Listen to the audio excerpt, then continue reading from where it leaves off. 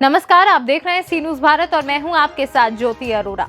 पत्नी करती रही मौज मस्ती, पति रोता रहा, बच्चों के लिए बिलखता रहा, लेकिन प्रबंधक को कोई फर्क नहीं।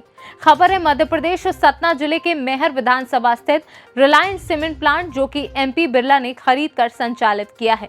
तो MP Birla cement Bharauli plant की यूनिट हेड उत्तम रॉय के ऊपर आरोपी की झड़ी लगी है।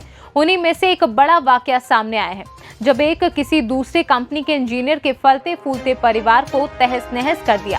दरअसल कहानी शुरू होती है जब इंजीनियर मनोज मिश्रा के साड़ू भाई सतेंद्र शर्मा, जो कि एम बिरला सीमेंट के साडेरा माइनस में कार्य करता है, जो कि उत्तम रॉय से अच्छे ताल्लुक हैं। अब सबके मन में सवाल उठेगा कि कोई दूसरी कंपनी का इंजीनियर, जो कि एमपी बिरला सीमेंट प्लांट से कोई ताल्लुक नहीं, तो कैसे इंजीनियर की पत्नी को हटा सकता है। जानते हैं इस रिपोर्ट में क्या है पूरा मामला। इंजीनियर मनोज मिश्रा की सासू मां के बताए अनुसार बता दें कि षड्यंत्रकारी इंजीनियर के पत्नी की बहन का पति सतेंद्र शर्मा अपने प्रमोशन के लिए जालसाज कर इंजीनियर मनोज मिश्रा की पत्नी को एमपी बिरला सीमेंट के प्रबंधक उत्तम रॉय से पार्टी के दौरान मिलवाया था। तभी से उत्तम रॉय इंजीनियर के ससुराल कैमोर के घर में आना जाना लगा रहा। वो इसलिए कि मनोज मिश्रा अधिकांशतः कंपनी के काम से बाहर ही रहता था, जिसके चलते उसकी पत्नी कैमोर अपनी मां के पास ज्यादा रहती थी। उत्तम रॉय पैसों की चमक व झांसा देकर आए दिन पार्टी में ले जाने के बहाने से तो कहीं घर में जन्मदिन मनाने की आड़ लेकर इंजीनियर की पत्नी से मिलता रहा। साथ ही जानकारी मिली कि जनवरी 2019 से एमपी बिरला सीमेंट प्रबंधक उत्तम रॉय इंजीनियर पत्नी को अपने झांसे में लिया। बात इतने में नहीं खत्म होती। इंजीनियर की पत्नी अपनी 2 बेटियों सहित प्रबंधक उत्तम रॉय के साथ तकरीबन 2 वर्षों से रह रही है। इंजीनियर मनोज मिश्रा की सासू ने पत्रकार से आप बीती बताते हुए कहा कि मेरा दामाद बहुत ही होनहार है। इनकी शादी के तकरीबन 16 वर्ष हो चुके हैं, लेकिन कभी कोई शिकायत देखने व सुनने को नहीं मिली। जब पत्रकार द्वारा पूछा गया कि आपको कब जानकारी लगी कि आपकी बेटी यानी इंजीनियर मनोज की पत्नी उत्तम रॉय के साथ है, ये कैसे कह सकते हैं, तो बताया कि उत्तम रॉय आए दिन हमारे घर आता था, कहीं गिफ्ट लेकर तो कहीं कुछ। जब हमने अपनी बेटी को पति के घर भेजा तो अपनी बहन के यहाँ रायपुर चली गई, जहां उत्तम रॉय का भी निवास स्थान है। मुझे उसी समय शक हो गया था कि इतना बड़ा कंपनी का प्रबंधक मुंह उठाए बार बार मुझ गरीब के यहाँ क्यों आता है। तभी इंजीनियर मनोज मिश्रा ने पत्रकार से बताया कि उत्तम रॉय से कई बार बात करते देखा है। तभी पति ने आपत्ति जताई कि गैर मर्द से क्यों बात करते हो, लेकिन इंजीनियर पत्नी एक नहीं मानी और की कोर्ट में तलाक के लिए याचिका दायर।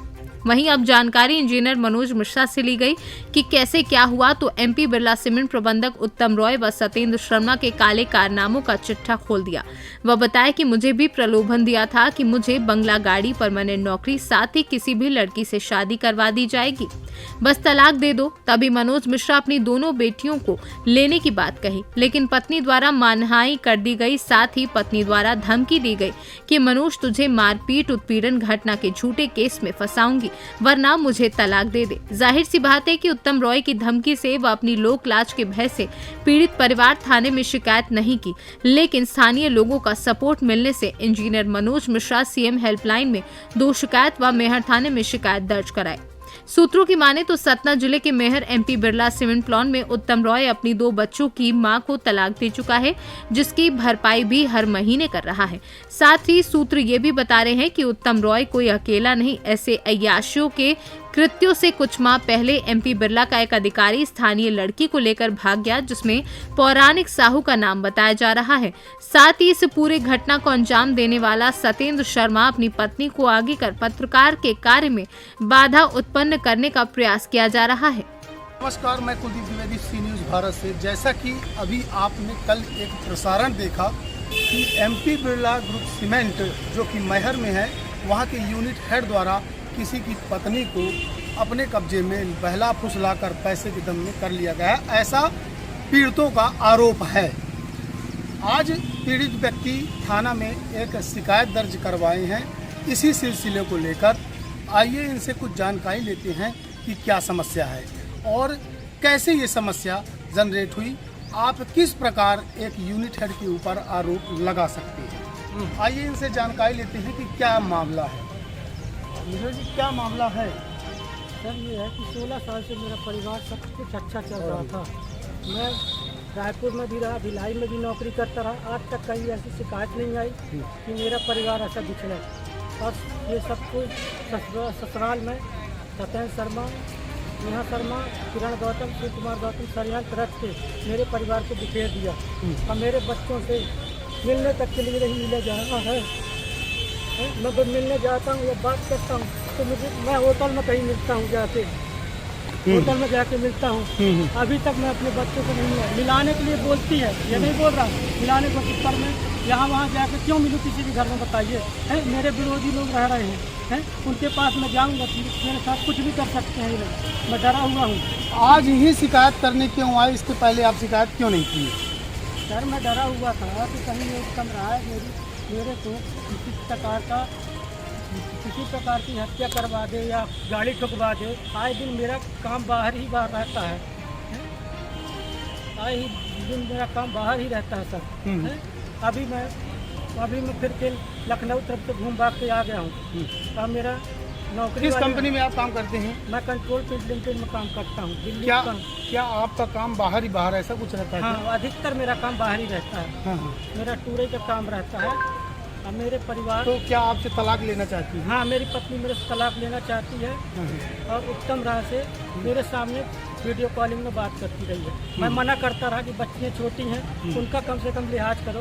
वो बच्चे क्या सोचेंगी कि हमारी मम्मी क्या कर, बोले बच्चों को देखने तो उनको भी पता चला कि बाप का क्या रहा। मैं किसी प्रकार का प्रताड़ित नहीं किया अपनी औरत को, आज तक एक तमाचा नहीं मारा, ना मैंने कभी पैसा मांगा उनसे, ना उनसे मैं पैसा मांगा 1 रुपया। ठीक, मैंने नोटिस लेके अपने ससुराल वालों को दिखाया। जब मेरी बीवी बोली कि मैं तुमको तलाक देना चाहता हूँ, तो मैं बोला रिंकी तलाक मत दो मेरे को, जो मिल रहा है जितना मिल रहा है उतनी तरह से रहा।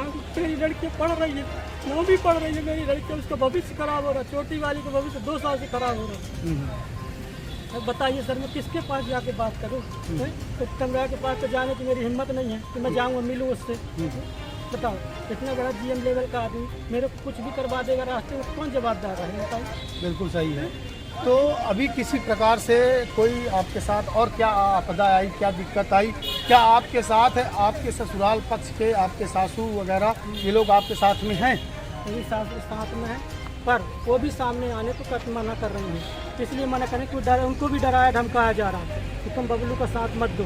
उनकी मम्मी के वो भी मानसिक तौर से प्रताड़ित हैं।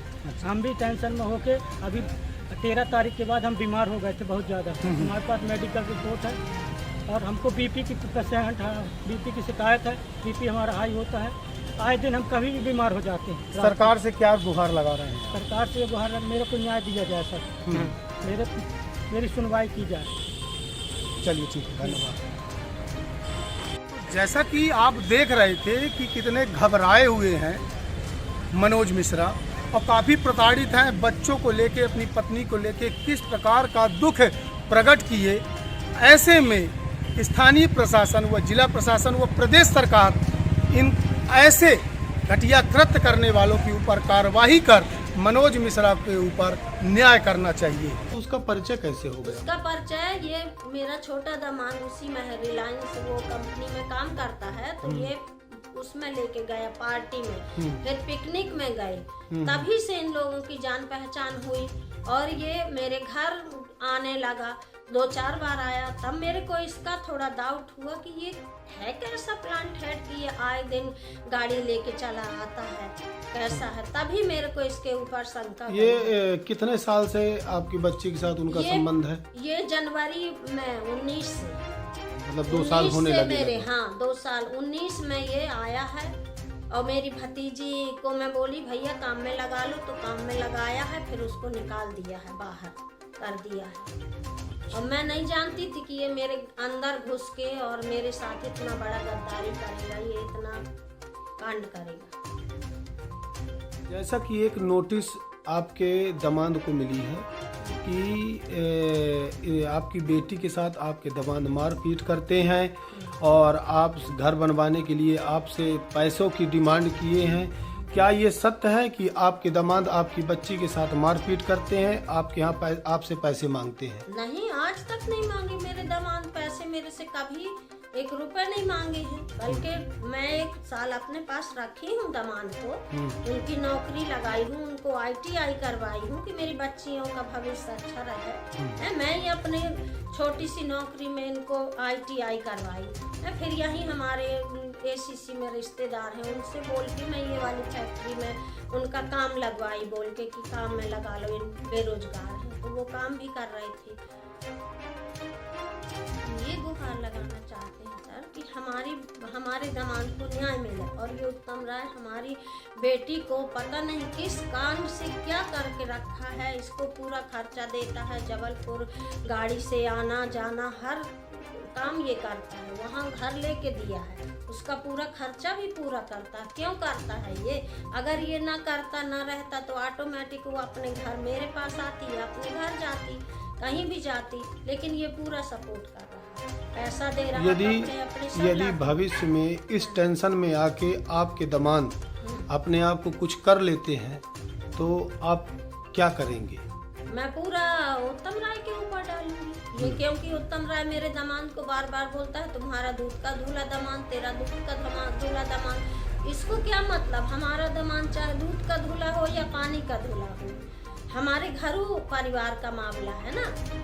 आज तुम इतने समझदार यदि होते, इतने बड़े प्लांट हेड होके, तो अगर मेरी बेटी गलत है, आपके पास जाती मेरी बेटी की ऐसा से ऐसा है, तो तुम समझदार होते तो उसको ठुकराते कि नहीं तुम्हारी बेटी है, तुम्हारा परिवार है, घर है। ये खुद।